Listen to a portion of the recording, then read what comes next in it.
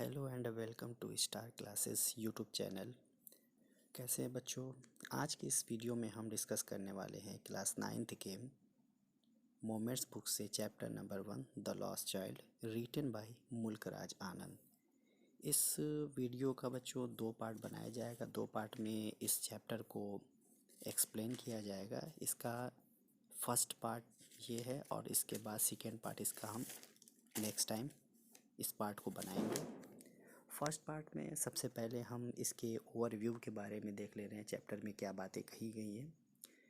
जैसे a child goes to a fair with his parents, एक बच्चा जो अपने पेरेंट्स के साथ एक फेयर, एक मेले में जाता है। He is happy and excited and wants the sweets and toys displayed there. वो बहुत बच्चा खुश रहता है, बहुत ज़्यादा एक्साइटेड है, उत्तेजित है और वो स्वीट्स और टॉयज़ ख़रीदना या लेना चाहता है जो वहाँ पर मेले में दिख रहे थे। But his parents don't buy them, लेकिन उसके पेरेंट्स उसके लिए वो चीज़ें, वो सामान, वो स्वीट्स, टॉयज़ नहीं खरीदते हैं। For him why them does he refuse when someone else offers them to him. अभी तक तो बच्चा वो चीज़ चाहता था लेना, लेकिन कुछ वक्त बाद, कुछ टाइम बाद उस बच्चे को वो सारी चीज़ें एक अननोन पर्सन, एक कोई समवन एल्स उसे दिलाता है, लेकिन वो बच्चा उन तमाम चीज़ों को लेने नहीं चाहता है। मतलब उस बच्चे को वो सारी चीज़ें अब मिल रही थी, लेकिन वो बच्चा अब लेना नहीं चाहता है। बट वाई, क्यों? क्यों आखिर ऐसा क्या हो जाता है कि कोई दूसरा शख्स उस बच्चे को वो चीज़ें देना चाहता है, लेकिन वो बच्चा अब लेना नहीं चाहता? अब इस चैप्टर के बारे में पढ़ते हैं, लाइन बाय लाइन डिस्कस करते हैं, देखते हैं कि क्या बातें बताई गई हैं, इस स्टोरी में क्या चीज़ें हैं। It was the festival of spring, Basant का मेला था। From the wintry shades of narrow lanes and alleys emerged a gaily clad humanity. कह रहे हैं कि बहुत लोग खुश थे। जाहिर है मेला होता है तो बहुत से लोग खुश होते हैं, बहुत लोग इंजॉय करते हैं रंग बिरंगे कपड़े पहनकर। नैरो लेंस यानी कि तंग गलियों से निकल करके लोग बाहर की तरफ आ रहे थे, मतलब इस फेयर में, इस मेले में जाने की कोशिश कर रहे थे। बेसिकली ऐसा होता है कि गलियां तो चौड़ी होती हैं, लेकिन जब उसमें बहुत ज़्यादा रश हो जाता है तो वही जो चौड़ी गली होती है वो अब नैरो लगने लगती है। बेसिकली ऐसा होता है। सम वॉक्ड, कुछ लोग पैदल चल रहे थे। सम रोड ऑन हॉर्सेस, कुछ लोग घोड़े पर सवार थे, घोड़े से चल रहे थे। Other sat being carried in bamboo and bullock carts, कुछ लोग ऐसे थे जो बैलगाड़ियों से बैठ करके सफ़र कर रहे थे, जा रहे थे। One little boy ran between his father's legs brimming over with life and laughter. उन्हीं मतलब इन लोगों के साथ साथ मेले में, रास्ते में साथ साथ उसमें से एक छोटा लड़का, इन लोगों के साथ साथ एक छोटा लड़का रहता है जो बहुत ही खुशी से उछलता कूदता हुआ, इंजॉय करता हुआ अपने पेरेंट्स के साथ चलता रहता है, उनके साथ साथ आगे बढ़ता है। कम चाइल्ड कम कॉल्ड हिज पेरेंट्स, उसके पेरेंट्स उसको बुलाते हैं, कम चाइल्ड कम, बच्चे आओ, इधर आ जाओ। एज ही लेग्ड बिहाइंड, जैसे कि वो हर बार पीछे छूट जाता है। लेग्ड बिहाइंड मतलब होता है पीछे छूट जाना, पीछे रह जाना। Fascinated by the toys in the shops that lined the way. अच्छा, वो पीछे इसलिए छूटता है क्योंकि हर बार उसे फैसिनेटेड बाय द टॉयज़, मतलब टॉयज़ वगैरह को शॉप पे देख करके वो उसकी तरफ अट्रैक्ट हो जाता है, उसकी तरफ मोहित हो जाता है, जिसकी वजह से वो हर बार एक जगह पे आकर के रुक जाता है, आगे नहीं बढ़ पाता और पेरेंट्स आगे निकल जाते हैं। नेक्स्ट पैराग्राफ देखते हैं।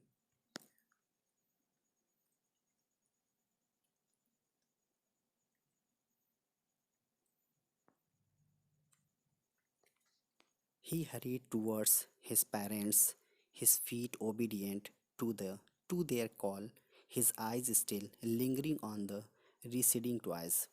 He hurried towards his parents, जब उसके पेरेंट्स उसको बुलाते हैं तो बच्चा दौड़ करके उनके पीछे पीछे उनके साथ साथ जाने लगता है।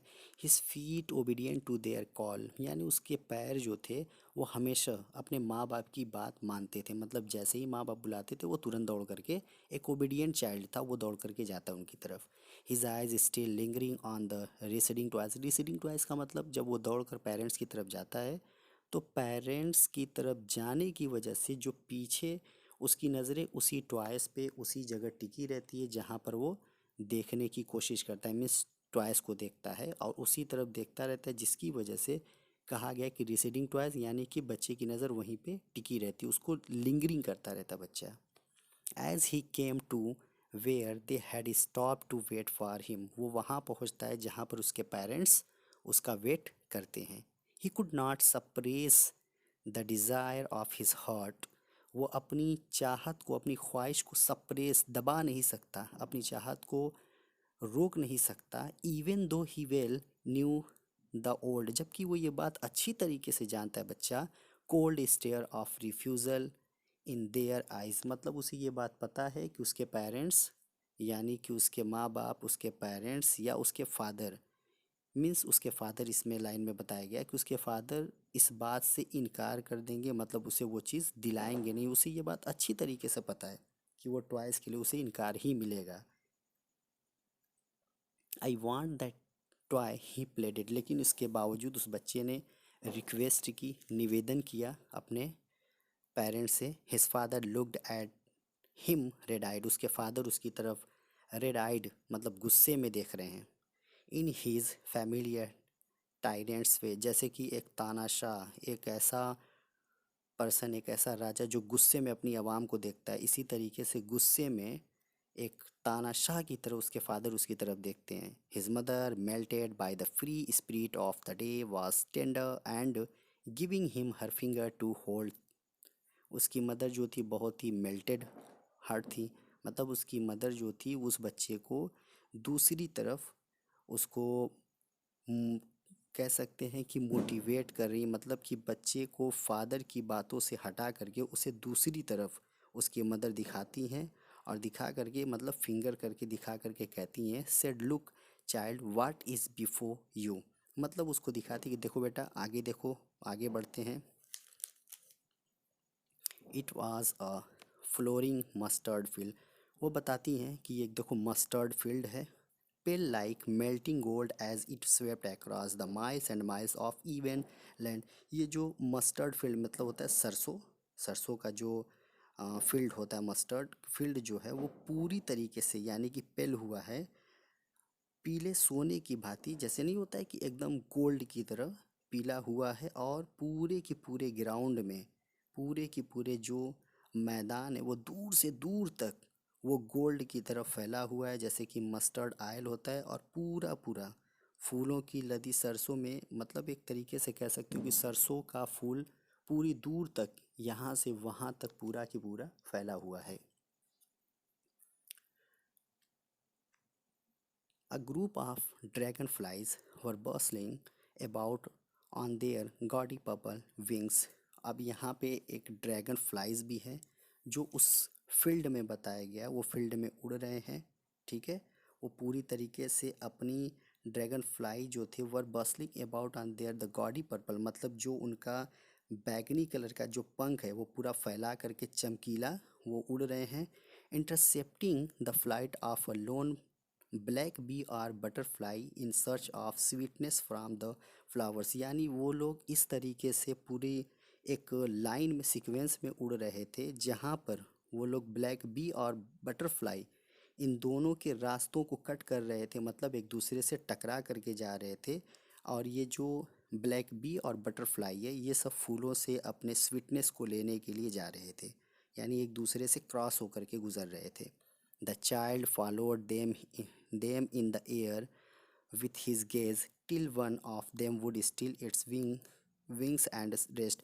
अब ये जो बच्चा था उनके पीछे पीछे जाता है, उनको फॉलो करता है और कोशिश करता है कि जहाँ पर ये बैठेंगे ये रुकेंगे, यानी कि लोन ब्लैक बी बटरफ्लाई वो उनको पकड़ने की कोशिश करेगा, मतलब आराम करने के लिए अगर वो बैठेंगे रुकेंगे, and he would try to catch it, और वो कोशिश करेगा उनको पकड़ने की, मतलब पकड़ने वो चाहता है, वो कोशिश करता है, but it would go fluttering flapping up into the air when he had almost caught it in his hands। लेकिन बच्चा जैसे ही उनको पकड़ने की कोशिश करता है, पकड़ने जाता है, वैसे ही वहाँ से वो बटरफ्लाई या वो जो भी बटरफ्लाई ब्लैक भी हों वो सब वहाँ से उड़ करके भाग जाते हैं, मतलब इस बच्चे के हाथ में नहीं आते, फ्लटरिंग करते हुए उड़ करके निकल जाते हैं। Then his mother gave a cautionary call, फिर उसके बाद उसकी मदर उसको बुलाती हैं, सावधानी पूर्वक आवाज़ देती हैं, come child come on to the footpath, यानी उसको बुलाती हैं कि आ जाओ, तुम फुटपाथ पे आ जाओ, रास्ते पे आ जाओ, मतलब रोड के एक साइड पे आ जाओ। He ran towards his parents and walked abreast of them for a while, वो दौड़ करके अपने पेरेंट्स के पास जाता है, पीछे पीछे जाता है। He ran towards his parents gaily and walked abreast of them for a while, वो अपने पेरेंट्स के बुलाने पे दौड़कर उनके पास जाता है, उनके साथ साथ चलने लगता है। एब्रेस्ट ऑफ देम का मतलब उनके साथ साथ, फॉर अ वाइल कुछ ही वक्त, कुछ ही टाइम, कुछ ही पल, बीइंग हाउएवर सून लेफ्ट बिहाइंड, फिर उसके बाद कुछ देर बाद ऐसा होता है वो फिर से पीछे हो जाता है। Attracted by the little insects and worms along the footpath, जैसे ही वो बच्चा इंसेक्ट्स और वोम्स को देखता है, यानी अब बच्चा यहाँ पे इंसेक्ट्स और वोम से भी बहुत ज़्यादा अट्रैक्ट होता है, तो जैसे ही वो उनको देखता है, उनको देख करके वो पीछे, यानी कीड़े मकोड़े को देख करके वो पीछे रह जाते हैं, यानी वहीं पर रुक जाता है और पेरेंट्स आगे बढ़ जाते हैं। That were teeming out from their hiding places to enjoy the sunshine, और वो जो लिटिल इंसेक्ट्स और वर्म्स थे वो कहाँ से निकल रहे थे, teeming out from their hiding places, मतलब वो सब जहाँ पे छिपे हुए थे वहाँ से वो निकलते हैं सनशाइन को इंजॉय करने के लिए, यानी कि धूप निकली हुई थी उसको इंजॉय करने के लिए। Come child come, his parents called from the shade of a grove where they had seated themselves on the edge of a well, he ran towards them। बच्चे को फिर से आवाज़ दी जाती है, कम चाइल्ड कम, बच्चे को बुलाया जाता है, क्योंकि जो पेरेंट्स थे वो लोग अब शेड ऑफ अ ग्रो, यानी कि एक पेड़ की पूरी छाँव में वो लोग जा कर के बैठते हैं। Where they had seated themself on the edge of a well, यानी वहाँ पास में एक कुआं था, उस कुएं के पास एक झुंड था पेड़ का, एक तरीके से ज़्यादा पेड़ थे, उसके शेल्टर में, उसके शेड में जाकर बैठते हैं। ही रैन टूवर्ड्स देम, बच्चा उनके पीछे पीछे जाता है, मीन्स दौड़ कर जाता है।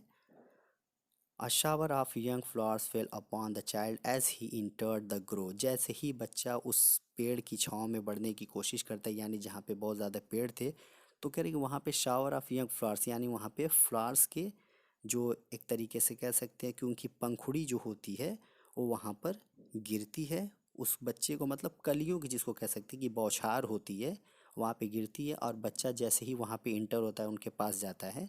Forget and forgetting his parents he began to gather the raining petals in his hands, जैसे ही वो वहाँ पहुँचता है इन सब चीज़ों को देख के बच्चा बच्चा बहुत ज़्यादा अट्रैक्ट हो जाता है, और अपने पेरेंट्स को भूल करके वो इन सब चीज़ों को पकड़ने की, उठाने की कोशिश करने लगता है। Petals in his hands but lo he heard the cooing of doves and ran towards his parents, लेकिन अचानक से उसे कुछ कोइंग की आवाज़ आती है, जिसको कह सकते हो कि कुकू की या कोइंग, इस तरीके से आवाज़ आती है, और बच्चा ये सुनने के बाद and ran towards his parents, वो अपने पेरेंट्स के पास दौड़ करके जाता है। शाउटिंग, चिल्लाता है, द डब, यानी वो फाख्ता फाख्ता चिल्लाता है। The raining petals dropped from his forgotten hands, और जो रेनिंग पेटल्स जो बच्चा पहले कलेक्ट किया हुआ था, तो दौड़ करके जब भागता है डर करके, तो वो सारे जो मेटल्स थे उसके हाथ से बच्चे के गिर जाते हैं।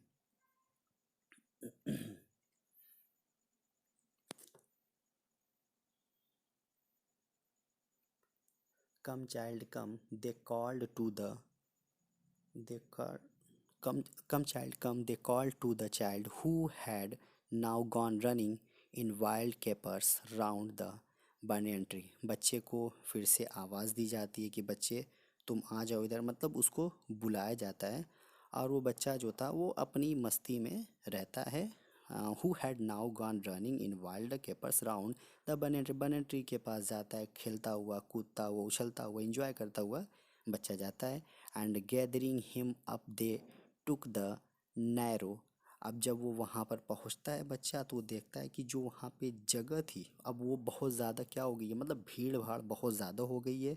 वो जगह अब नैरो हो गई है, मतलब भीड़ भाड़ इतनी ज़्यादा होने की वजह से वहाँ पर जो रास्ता था वो एकदम कंजस्टेड हो चुका है। Winding footpath which led to the fair through the mustard fields, मतलब वो जिस रास्ते से निकलने की कोशिश कर रहे थे सरसों के खेत से घूमकर जाने वाला जो रास्ता था, जो फुटपाथ था जो मेले की तरफ जा रहा था, वो पूरी तरीके से रश हो चुका था, भीड़ भाड़ हो चुकी थी उस रास्ते पे। Next paragraph. As they neared the village, the child could see many other footpaths full of throngs। जब बच्चे और ये पेरेंट्स, मतलब सब लोग जब गांव से नियर द विलेज, जब गांव के पास पहुंचते हैं तो द चाइल्ड कुड सी, बच्चा देखता है many other footpath full of throngs, बहुत ज़्यादा भीड़ भाड़ फुटपाथ पे, पगडंडियों पे बहुत ज़्यादा भीड़ है, रश है। Covering to the whirlpool of the air and felt at once repelled and fascinated by the confusion of the world he was entering। मतलब बच्चा यहाँ पे बहुत ज़्यादा जब भीड़ भाड़ होती है, जो सब की सब लोग मेले की तरफ जा रहे थे, तो पहले चीज़ की उन सब चीज़ों को देखकर बच्चा बहुत ज़्यादा फैसिनेटेड होता है, अट्रैक्ट होता है, उत्तेजित होता है, आकर्षित होता है। लेकिन उसे थोड़ा सा डर भी लग रहा था, इतनी ज़्यादा भीड़ भाड़ देख करके, इतने ज़्यादा रश देख करके बच्चा डर भी रहा था। आ स्वीट मीट सेलर हॉग्ड, गुलाब जामुन, रसगुल्ला, बर्फ़ी, जलेबी। अब वहाँ पे जब वो लोग इंटर हो जाते हैं तो वहाँ पर देखते हैं कि वहाँ पर एक स्वीट मीट सेलर है जो आवाज़ लगा रहा था, gulab jamun, rasgulla, barfi, jalebi. At the corner of the entrance and crowd pressed around his counter at the foot of an architecture of many colored sweets। करें eight the corner of the entrance, जैसे ही मेले में इंटर होने की बारी आती वहीं पर ये सारी यहाँ पे स्वीट मीट सेलर आवाज़ लगा रहा था।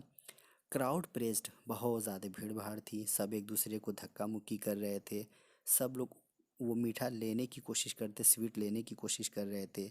Architecture of many colour sweets, यानी कि ये जो जितनी भी स्वीट्स बनाई गई थी वो सब की सब घर पे बनाई गई थी। वो एक आर्किटेक्चर, मतलब उसकी एक तरीके से कह सकते हो बढ़िया तरीके से बनाई गई थी, और वो घरेलू थी, घर पे बनाई गई थी। Architecture architecture of many colour sweets and decorated with leaves of silver and gold, और उसको जो डेकोरेट किया गया था वो सोने और चांदी के कवर से उसे डेकोरेट किया गया था। मतलब यह जो सोने और चांदी का जो कवर बताया गया था ये ओरिजिनल नहीं है, ये एक उस पर लगाई जाने वाली चांदी होती है, पत्रों जिसको बोलते हैं उसे लगाया जाता है। The child started open eyed and his mouth watered for the burfi that was his favourite sweet. जैसे ही बच्चा ये सब चीज़ें देखता है उसके उसकी आंखें खुली की खुली रह जाती है, और बच्चे के मुंह में पानी आ जाता है, क्योंकि बच्चे को बर्फ़ी बहुत ज़्यादा पसंद थी, वो उसकी फेवरेट स्वीट थी। आई वांट दैट बर्फ़ी, बच्चा कहता है कि मुझे बर्फ़ी चाहिए। ही स्लोली ममर्ड, मतलब वो धीरे से, जिसको कहते हैं कि धीरे से बोलना, भुनभुनाना। But he half greedy, but he half knew as he begged that his plea would not be heeded because his parents would say he was greedy। लेकिन वो ये बात अच्छी तरीके से जानता था कि उसके पेरेंट उसको नहीं दिलाएंगे, और उसके पेरेंट्स उससे कहेंगे कि तुम बहुत ही ग्रीडी हो, चटोरे हो, खाने पीने वाले हो, इस तरीके से कह के पेरेंट्स उसको इग्नोर करेंगे। So without waiting for an answer he moved on, इसलिए बच्चा बिना किसी का जवाब सुने, बिना कुछ कहे, वो वहाँ से बच्चा आगे बढ़ जाता है, फॉरवर्ड हो जाता है, आगे की तरफ बढ़ जाता है। अब फ्लावर सेलर हॉग, जब वो आगे बढ़ता है तो एक फ्लावर सेलर वाला होता है। फूल बेचने वाला। A garland of gulmohar, a garland of gulmohar, यानी कि वो चिल्लाता है गुलमोहर की माला, गुलमोहर की माला। द चाइल्ड सीम्ड इरेसिस्टिबली ड्रॉन, जो बच्चा था वो एकदम उसकी तरफ खींचा चला जाता है, अट्रैक्ट हो जाता है उसकी तरफ। He went towards the basket where the flowers lay heaped and half मबर्ड, जब बच्चा उस फूल की ढेर की तरफ बढ़ता है, उस टोकरी की तरफ जब बढ़ता है, तो वहाँ पर भी जा कर के वो एंड हाफ मबर्ड धीरे से कहता है, भुनभुनाता है, आई वांट दैट गार्लैंड, मुझे ये माला चाहिए, मुझे ये गार्लैंड चाहिए। But he well knew his parents would refuse to buy him those flowers because they would say that they were cheap, so लेकिन उसे, बच्चे को ये बात अच्छी तरीके से पता थी कि उसके पेरेंट्स उसे अवॉइड कर देंगे, इग्नोर कर देंगे, उसकी बात को रिफ्यूज़ कर देंगे, नहीं मानेंगे, और वो कहेंगे कि ये चीप, चीप मीन्स यहाँ पे बेकार, घटिया को बताएगा कि ये घटिया है। So without waiting for an answer, बच्चा बिना किसी जवाब के ही मूव ऑन, वो आगे की तरफ बढ़ जाता है। A man stood holding a pole with yellow, जब वो आगे बढ़ता है तो एक आदमी को देखता है जो बांस के साथ स्टैंड बांस लेकर के खड़ा है। Red green and purple balloons flying from it, और उसके बांस पे अलग अलग कलर के बैलून्स लगे हुए थे, like yellow, red, green, purple. The child was simply carried away by the rainbow glory of their silken colors, and he was filled with an overwhelming desire to possess them all। बच्चा जब ये अलग अलग किस्म के, यानी rainbow type के जो ग्लोरी थी, मतलब उस कलर को देख करके, सतरंगी कलर को देख करके, गुब्बारे को देख करके बच्चा बहुत ज़्यादा अट्रैक्ट हो जाता है, और वो पूरी तरीके से, यानी वो चाहता है, उसके मन में ये पूरी तरीके से, और हेल्मिंग डिज़ायर टू प्रेस पॉसेज, मतलब उसको एकदम सर में ये बात आ गई थी, सर पे चढ़ी हुई थी, दिमाग पे चढ़ी हुई थी कि मुझको सारे के सारे गुब्बारे ले लेने हैं। मतलब वो बच्चा सारे गुब्बारे चाहिए था उसको, वो पूरी डिमांड कर रहा था, मुझे सब चाहिए, उसकी चाहत थी। But he well knew his parents would never buy him the balloons because they would say he was too old to play with such toys. लेकिन उसे ये बात, बच्चे को पता थी कि उसके पेरेंट्स उसे बैलेंस नहीं दिलाएंगे, बल्कि उसके पेरेंट्स ये कह सकते हैं कि क्या तुम अब इतने छोटे हो कि तुम अब बैलून से खेलोगे, यानी तुम इतने छोटे नहीं हो कि तुम बैलून से खेलो। सो ही वॉकड ऑन फार्दर, इसलिए बच्चा आगे की तरफ बढ़ जाता है। A snake charmer stood playing a flute to a snake which coiled itself in a basket।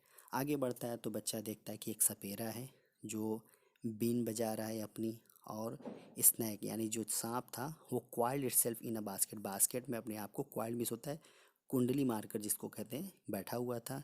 It's head raised in a graceful bend like the neck of swan, मतलब वो अपना सर टोकरी से कुछ इस तरीके से बाहर निकालता है कि देखने में खूबसूरत लग रहा था, और जैसे एक स्वान में से होता है हंस, अपने सर को ऊपर रखता है, शान से ऊपर रखता है, उसी तरीके से इसने अपने सर को ऊपर रखा था।